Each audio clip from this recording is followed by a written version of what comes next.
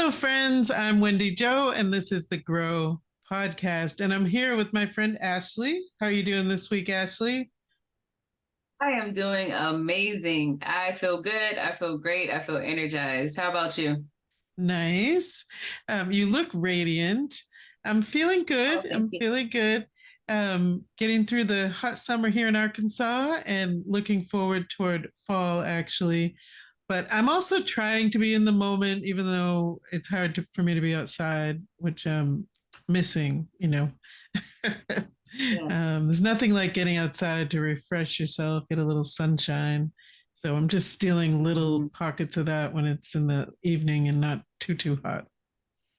Yeah. So one thing I like to do in the evening time, it seems a little weird, but I do it anyway. I'll sit outside on the porch after the sun is set Mm-hmm. Nice. just to get the Yeah. cooler weather. Yeah, for sure. And it's a little quieter too. So this week we're Hmm. talking about shadow work, the shadow self, inner child.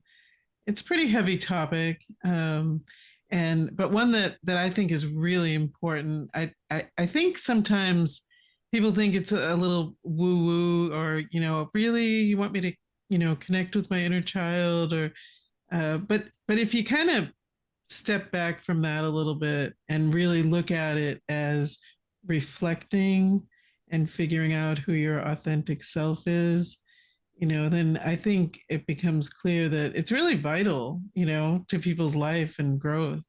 What are your thoughts?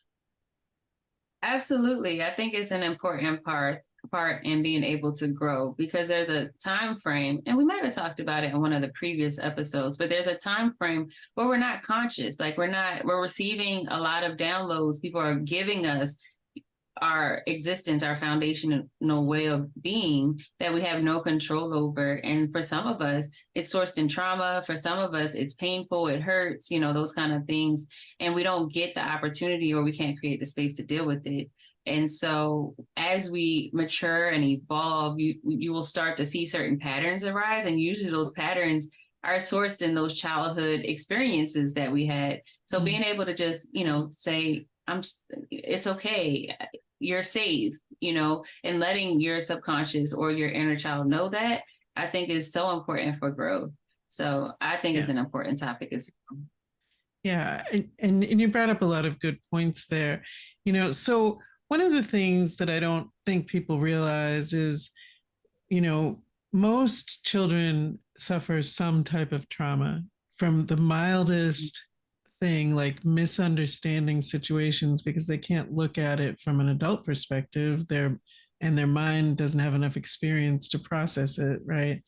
To abuse, emotional abuse, sexual abuse, spiritual abuse, whatever it happens to be.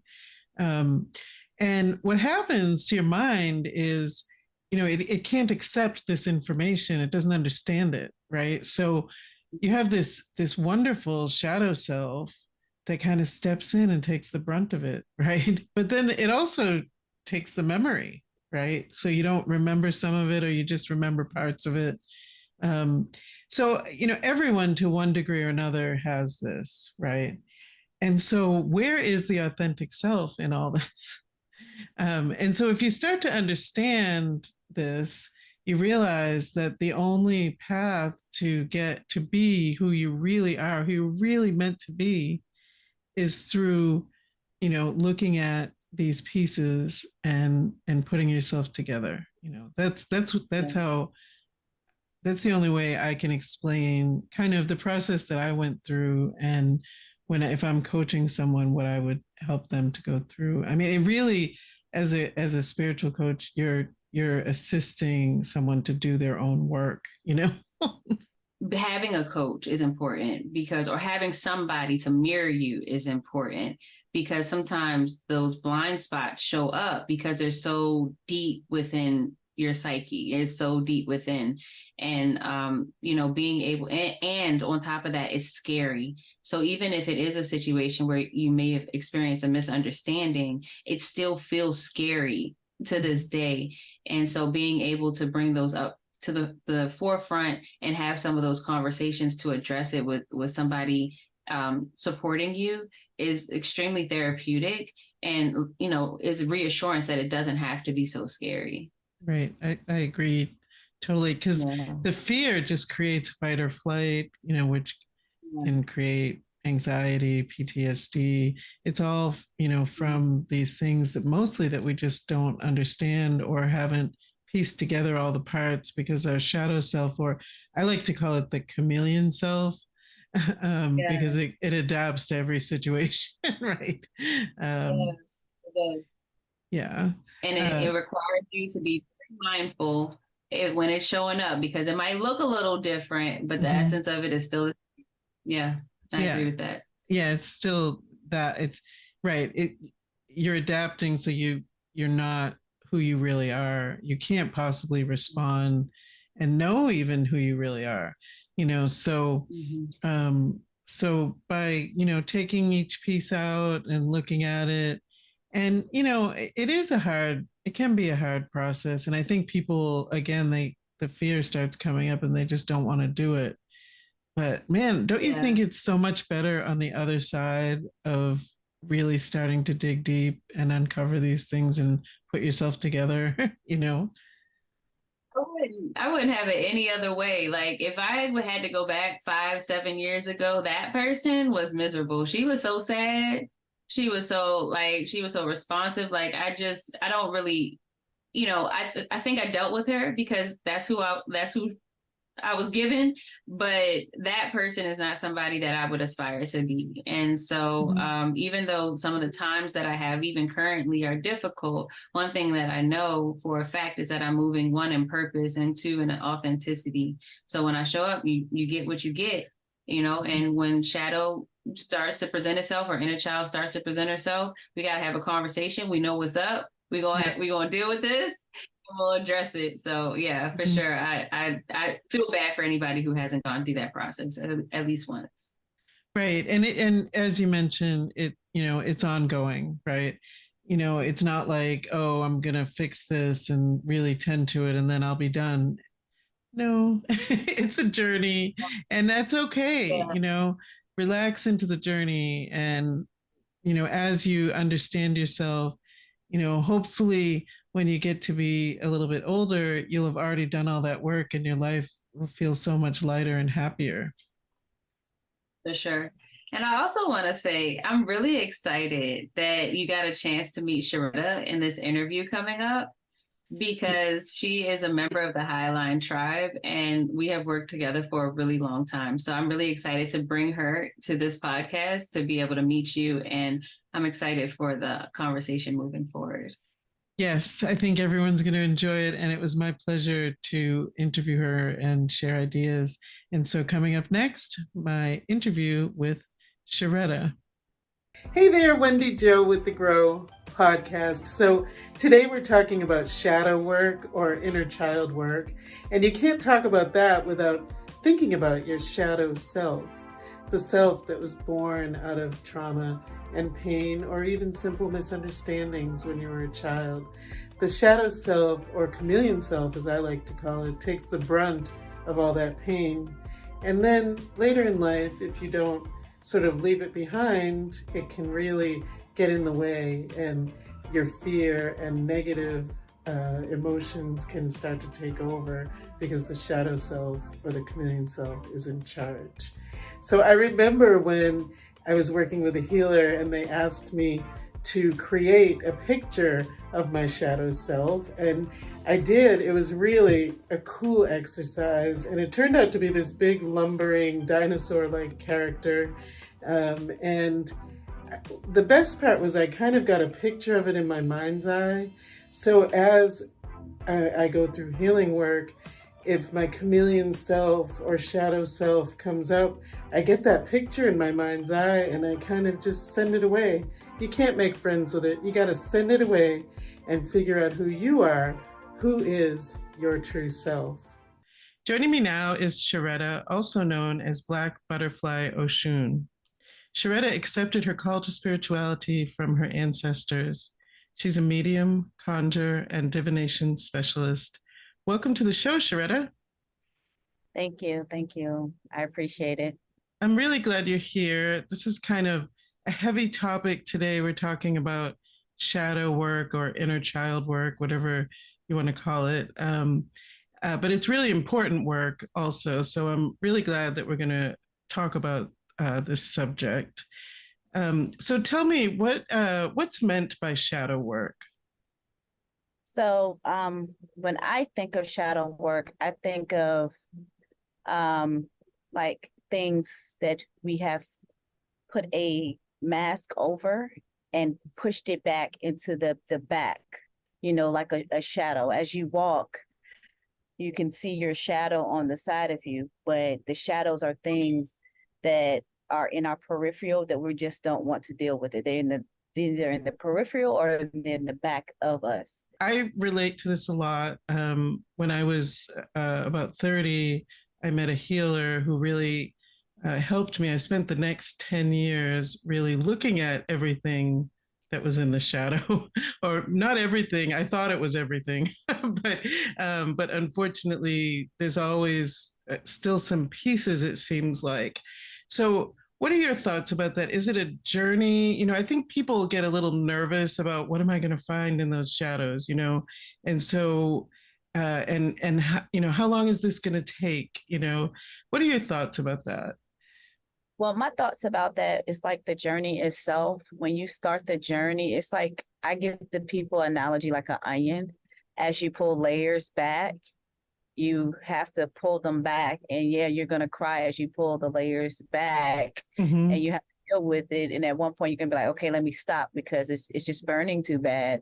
But then you get the muster, the courage to go and move forward. And to me, like, I don't put a time frame on it because everybody's journey is different. Like Mm-hmm. some people will bring up something and they just don't want to acknowledge it at that time. And the longer it takes you to acknowledge it, the more work you're going to have to put in place when it comes to certain parts. And like you said, that you feel like once you do it, it's like other pieces that come. So it's just like when you unlock one piece, you unlock another piece, and then you unlock another piece. And I just feel like your journey never ends until you actually step into the spiritual realm. And from the spiritual realm, that's when you have a different task or purpose. But I believe it's just like you're working your way to get into the higher power and to be your true authentic self. Right.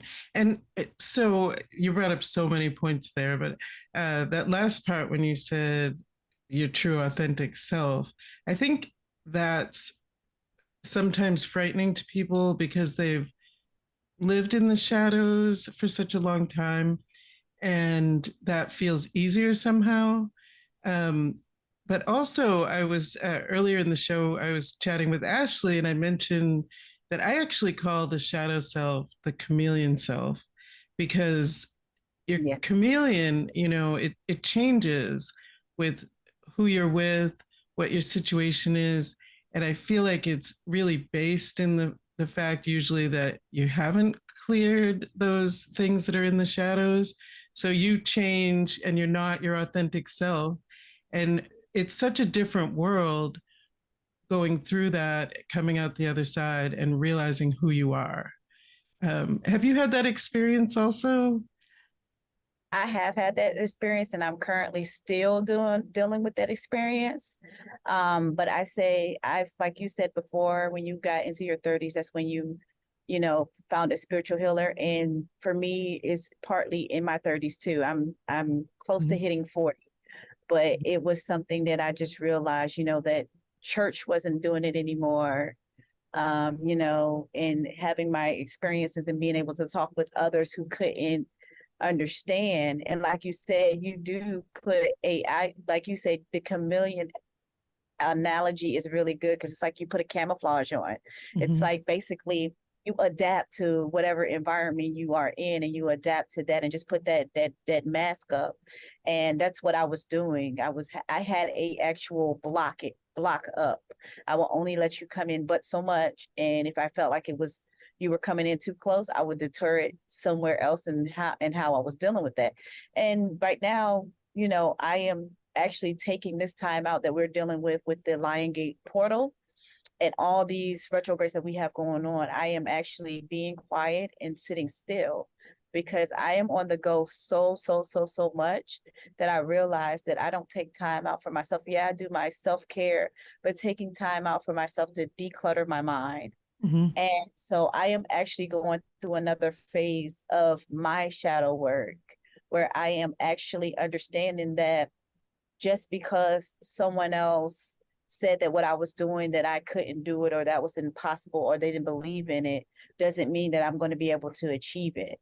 So I had to step out of that realm and that box of understanding that because what was said, or this person didn't see my vision because they didn't read my business plan, to fully understand. So it showed me how much you value me.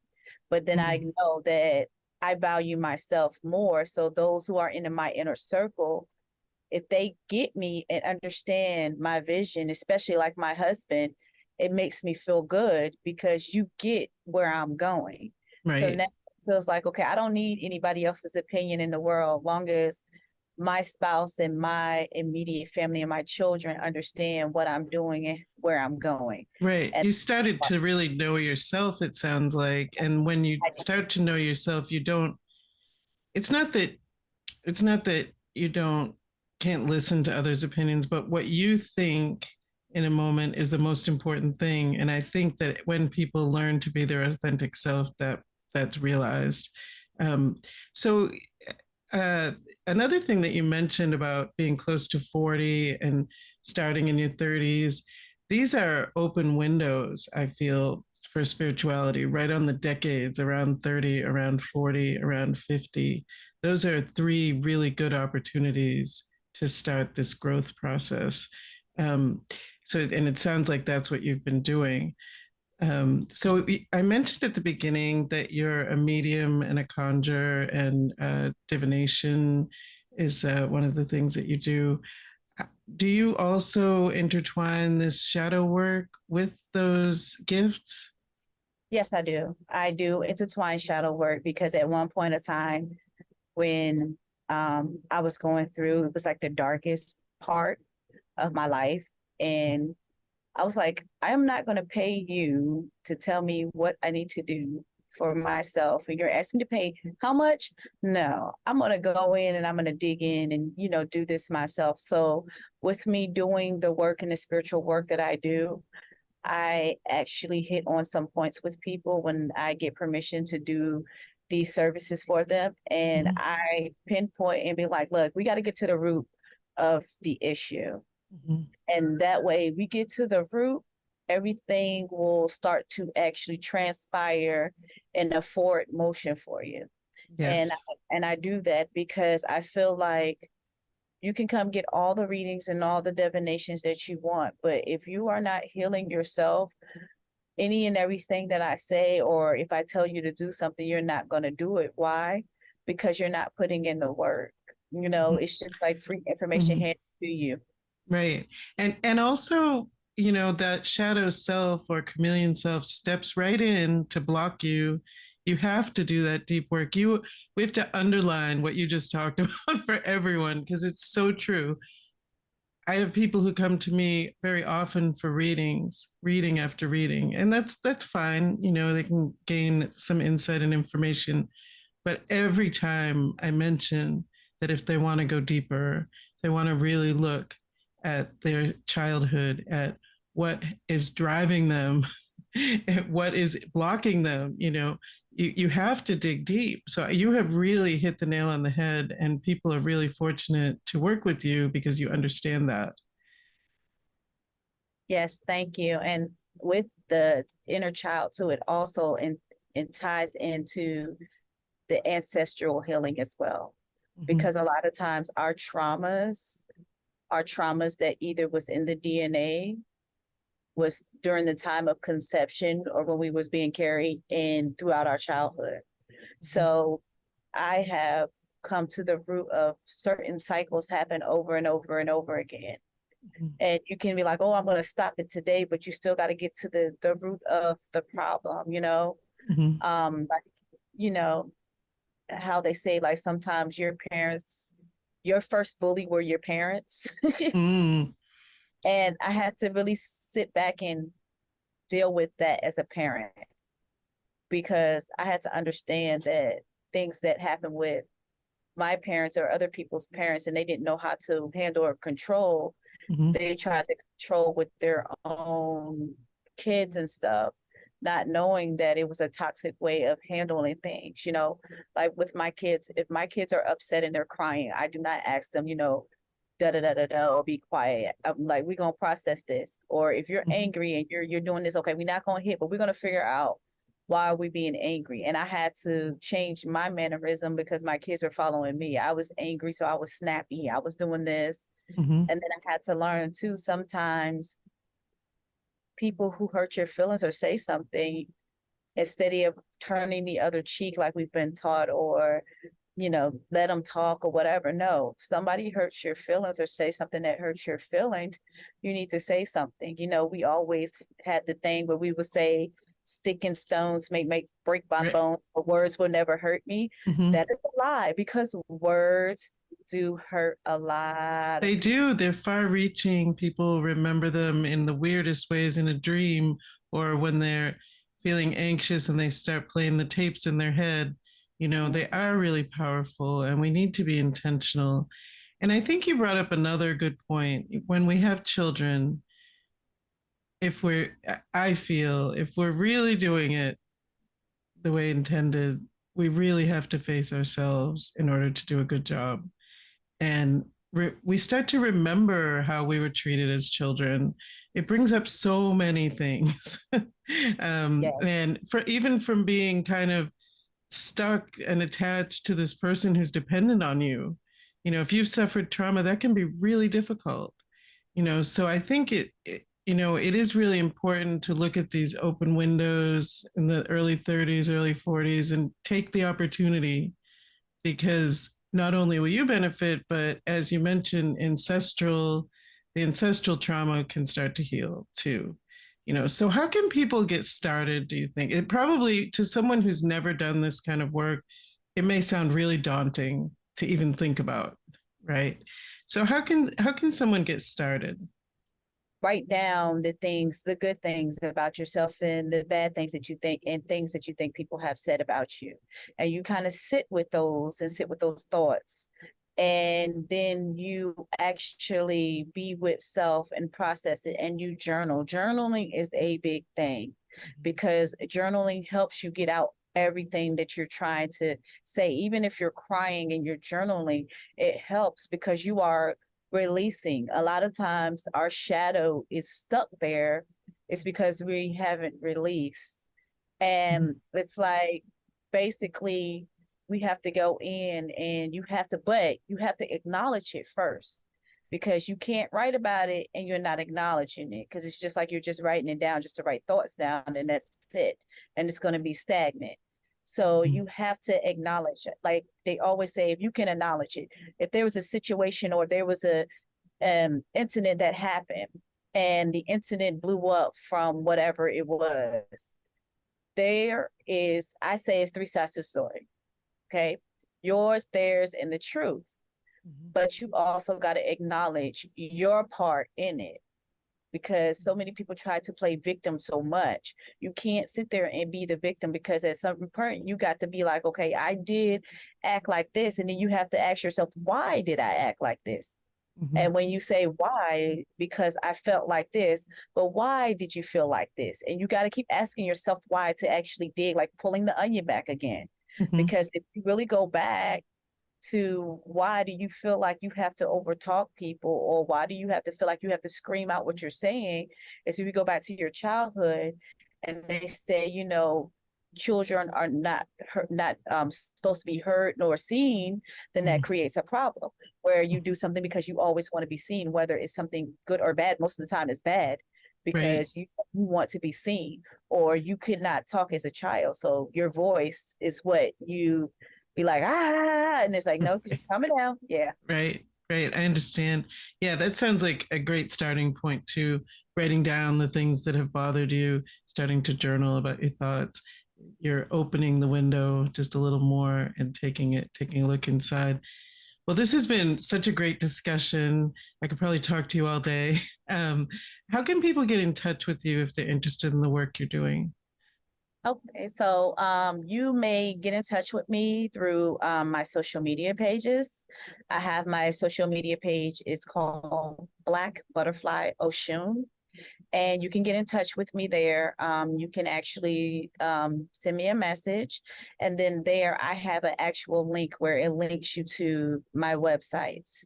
So you can contact me there through my website. I am also on Twitter platform. You know, I come every now and then, I put out some messages, I give some, affirmations. So those are Nice. platforms where you can definitely find me at.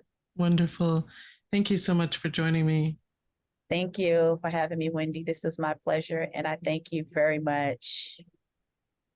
Hey there, Wendy Joe, co host of the Grow podcast. Also, Wendy Edge, occupational therapist. And I wanted to tell you about my new business where I'm combining the principles of occupational therapy, coaching, and spirituality and wellness, of course. On the website, you'll see that I'm doing Osho Zen card readings, spiritual coaching, spirit paintings, and so much more. So if you want, check it out, edgecoachingandconsulting.com. Have you heard of the Cannabis Nursing School? It's a place where cannabis nursing, entrepreneurship, and spirituality meet. The Highline Tribe is waiting for you, and it's so easy to find. CannabisNursingSchool.com. And we're back. What a great interview. You did such a good job. It was Oh, great. thank you. Well, she really had so much depth and so much to offer. So yeah, I really enjoyed that. And the last part, we didn't have enough time to really delve too deeply into it, but talking about generational trauma, I think that's really important, and it's a piece of trauma that many people don't acknowledge. I'm not sure why. I know. What are your thoughts on generational trauma? Well, I think some of the generational trauma, well, one, we don't have control over the generational trauma. So generally we'll shy away from anything that we don't have control over. Like it's already painful to deal with the stuff you could have controlled. It's like, oh man, I'll be accountable for the part that I didn't do or did do. But I think with generational trauma, that there's a lot of history there that goes into why that experience has been carried forward generationally. And especially when we're talking about in the US, all the different populations of people who have been, essentially targeted over the past 100 years. And so, and those conversations are just generally difficult to have. And as long as we're not willing to have it, we're always going to have that, the generational source of, either envy or jealousy or fear that's attached to it. And the longer that we're not willing to have those conversations, the longer that will kind of continue to perpetuate certain behaviors, actions collectively. Mm-hmm. What do you think? Yeah, I completely agree. And I think that what we carry to our own children and family members, we're just, there's no way to break it up except to tackle it head on and make that a part of, removing as much of that shadow self as possible through this type of work. So when you delve into the work, there's your own life to deal with, but there is still all that came before you and has impacted your life. And, I absolutely agree. Yeah. Yeah, for sure. Well, I really appreciate this conversation. I know that inner child work isn't necessarily my specialty. I know what I've done for myself to help heal myself as far as dealing with, where I've come from, the environment that I grew up in, but, being able to share it with the world so that way they can begin just even simply asking themselves the question, why is this behavior like this? Mm-hmm. Why do I feel this way about that? I think approaching shadow with a spirit of inquiry, it'll do wonders just on perspective. Absolutely agree. All right. Well, get to work, everyone. And we hope you have a great week. Bye. Bye.